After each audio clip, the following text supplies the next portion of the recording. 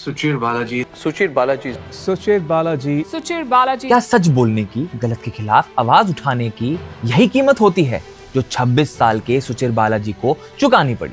सुचिर, a young and bright mind, आज इस दुनिया में हमारे साथ नहीं है, लेकिन उन्होंने अपनी कहानी के जरिए हमें एक कड़वी हकीकत से रूबरू करवा दिया कि सच एक ऐसी रोशनी है जो अंधेरे को चीर सकती है, लेकिन उस रोशनी को जलाए रखना अक्सर अपने हाथों को जला देने के बराबर होता है। आखिर कौन थे सुचिर बालाजी और क्या हुआ उनके साथ? 26 नवंबर 2024 ये वो डेट है जब 26 साल के सुचिर की डेड बॉडी सैन फ्रांसिस्को के उनके अपार्टमेंट में मिलती है।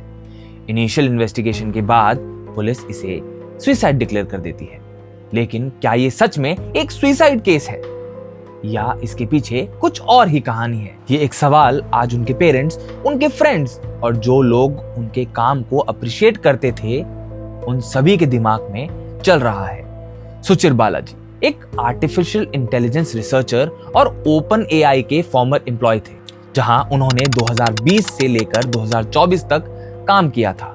Among the projects he was involved in, he gathered and organized the internet data, जिसको कंपनी ने अपने ऑनलाइन चैटबॉट ChatGPT को बिल्ड करने के लिए यूज किया था। इतनी कम उम्र में ये मुकाम हासिल करना कोई आम बात नहीं थी। वाकई सुचिर एक ब्रिलियंट माइंड थे जिसे अनफॉर्चुनेटली हम खो चुके हैं। सुचिर के पेरेंट्स का कहना है कि उनका बेटा काफी पॉजिटिव और हैप्पी रहता था। A precious life of my son is gone. He was so brilliant. उन्होंने या सुचिर के दोस्तों में से किसी ने भी सुचिर के बिहेवियर में ऐसे कोई साइंस नोटिस नहीं किए थे जो ये सजेस्ट करते हो कि वो डिप्रेशन या सुसाइड के बारे में सोच रहा होगा। इनफैक्ट सुचिर ने मरने से पहले अपने पेरेंट्स से बात भी की थी और अपने फ्यूचर के प्लान्स भी डिस्कस किए थे। फिर ये कैसे हो सकता है कि वो सुसाइड कर ले? जहां एक तरफ पुलिस का कहना है कि उनकी डेथ में कोई फाउल प्ले नहीं है, वहीं सुचिर के पेरेंट्स और कुछ लोगों का मानना है कि ये केस जितना सिंपल लग रहा है उतना है नहीं। वेल, बिकॉज सुचिर बालाजी की मौत कुछ सस्पिशियस सर्कमस्टांसेस में हुई है, वो भी उनके द्वारा ओपन एआई जैसे बड़ी कॉर्पोरेशन पे कॉपीराइट लॉज के वायलेशन के एलिगेशंस लगाने के कुछ महीनों बाद ही।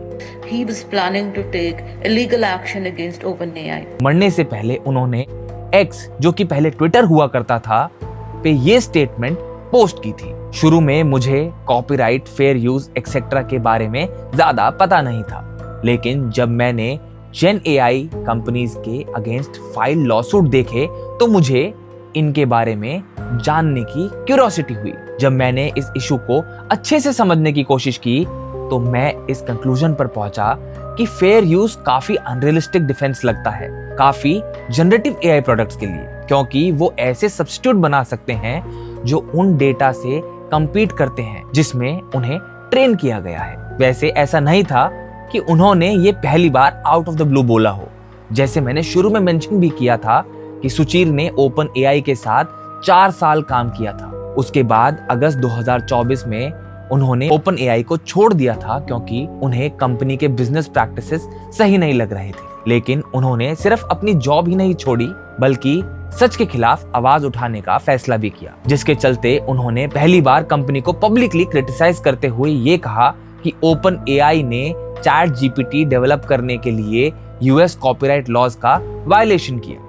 उनका मानना था कि ChatGPT बहुत सारी कंपनीज को फाइनेंशियली नुकसान पहुंचा सकता है क्योंकि ये उनका कंटेंट यूज करके एआई सिस्टम्स को इंप्रूव करता है। इसके बाद अक्टूबर 2024 में न्यूयॉर्क टाइम्स ने एक स्टोरी पब्लिश की थी जिसमें भी बालाजी ने ओपन एआई के बारे में अपने कंसर्न्स एक्सप्रेस की and he was coated saying, if you believe what I believe You have to just leave the company. यही नहीं, अक्टूबर 23, 2024 को यानी अपनी डेथ से 1 महीने पहले सुचिर बालाजी ने अपनी वेबसाइट पे एक ऐसे भी पोस्ट किया था जिसका टाइटल था When does generative AI qualify for fair use? Balaji ने अपने ऐसे में ये कहा था कि ChatGPT और दूसरे सिमिलर AI मॉडल्स का यूज यूएस के फेयर यूज लॉ के 4 फैक्टर्स के हिसाब से सही नहीं है। उन्होंने मैथमेटिकली दिखाया कि जो 4 फैक्टर्स होते हैं उसमें से कोई भी ChatGPT के ट्रेनिंग डेटा को फेयर यूज के तौर पे नहीं जस्टिफाई करता। और उन्होंने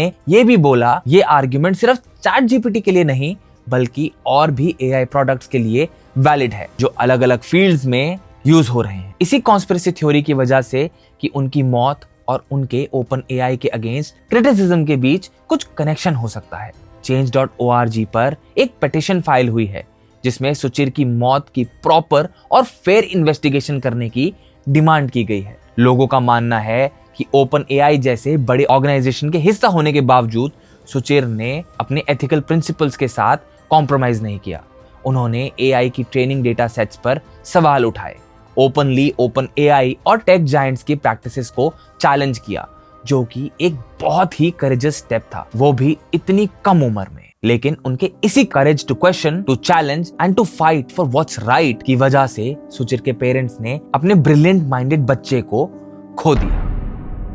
Now who will hear a tormented mother's cry of pain for the loss of her only child, जो चीख चीख कर ये कह रही है कि उसके मौत के दिन वो अपने दोस्तों के साथ कैटलीना आइलैंड से अपने 26th बर्थडे का सेलिब्रेशन करके खुशी खुशी वापस आया था। हम दोनों ने उसके ट्रिप के बारे में अच्छी खासी फोन पे बातचीत भी की थी। वो काफी खुश लग रहा था। He celebrated birthday dinner with friends, cut his cake on 21st evening.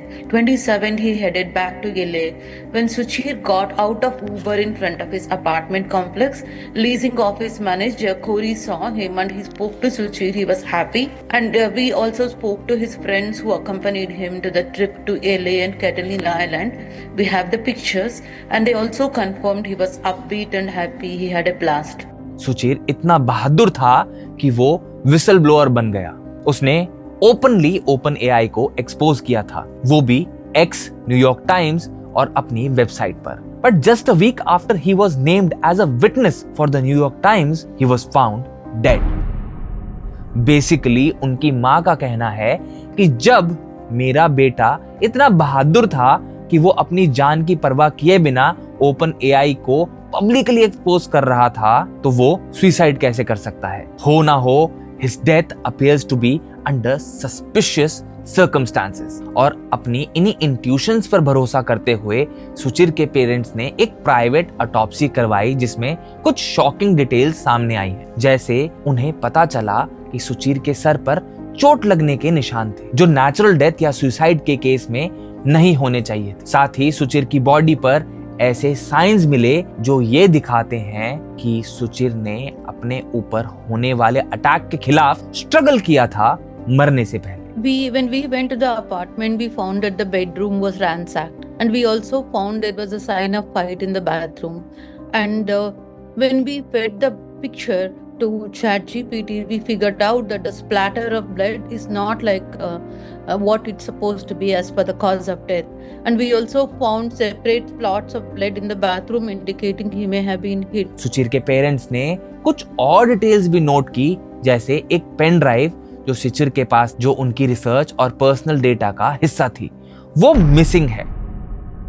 ये मिसिंग पेन ड्राइव एक की एविडेंस बन सकती है, लेकिन अब तक इसका कोई क्लू नहीं मिला है। क्या उस पेन ड्राइव में कुछ ऐसी इंफॉर्मेशन थी जो सुचिर की मौत का कारण बनी? इसके अलावा एक और शॉकिंग बात ये पता चली है कि सैन फ्रांसिस्को के उस अपार्टमेंट बिल्डिंग में जहां सुचिर रह रहा था, सीसीटीवी भी नहीं था। मतलब किसी भी एक्टिविटी या मूवमेंट का कोई फुटेज अवेलेबल नहीं है। वेल, नो वंडर जो सुचिर के पेरेंट्स ने अब तक की अपनी इन्वेस्टिगेशन से रिवील किया, उसके बाद तो हर कोई यही सोचने पर मजबूर हो गया है कि क्या सुचिर ने सुसाइड नहीं, किसी ने उनका मर्डर किया है। और अगर ये मर्डर है तो सैन फ्रांसिस्को पुलिस क्या छुपाने की कोशिश कर रही है? इन सब सवालों के जवाब तो आने वाले वक्त में ही हमें पता चल सकते हैं, वो भी अगर इन्वेस्टिगेशन फेयर तरीके से की गई तो। और उसकी थोड़ी उम्मीद भी है कहीं ना कहीं, क्योंकि इलॉन मस्क जैसे बड़े लोगों ने भी इस केस को लेके अपने स्टेटमेंट पास किए हैं कि this doesn't seem like a suicide, यानी इस केस की इन डेप्थ इन्वेस्टिगेशन होनी चाहिए। पर यहाँ ये भी एक सोचने की बात है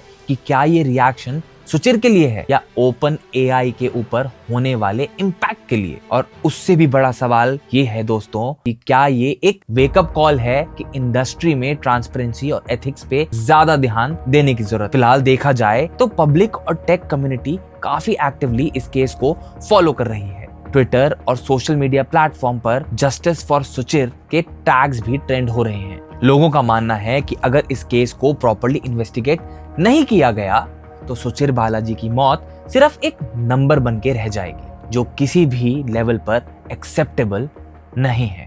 दोस्तों, वैसे तो ये केस अभी भी एक मिस्ट्री है, लेकिन इससे एक बात क्लियर है, सुचिर की death AI ethics, data privacy और कॉर्पोरेट प्रैक्टिसेस के ऊपर एक बड़ा सवाल उठाती है कि एआई जैसे पावरफुल टूल जो दुनिया को बदल रहे हैं, इनके पीछे के प्रोसेसेस और एथिक्स आखिर कितने ट्रांसपेरेंट हैं। सुचिर भले ही आज इस दुनिया में नहीं है, लेकिन उनकी मौत एक एग्जाम्पल बन गई है कि जब आप किसी पावरफुल सिस्टम के खिलाफ बोलते हैं तो उसकी कीमत कितनी बड़ी हो सकती है। उन्होंने जाते जाते हमें ये सिखा दिया कि सच बोलना और गलत प्रैक्टिसेस को चैलेंज करना जरूरी है, लेकिन क्योंकि आज के जमाने में ये करना काफी ज्यादा रिस्की और डेंजरस हो सकता है, इसलिए अपने आप को सुरक्षित रखना भी उतना ही जरूरी है। तो दोस्तों, आपको क्या लगता है, क्या डेटा यूजेज का मिसयूज एक रियलिटी है? क्या विसल ब्लोअर्स का प्रोटेक्टेड होना जरूरी है? और क्या सिस्टम के फ्लॉज को हाईलाइट करना अपनी लाइफ के लिए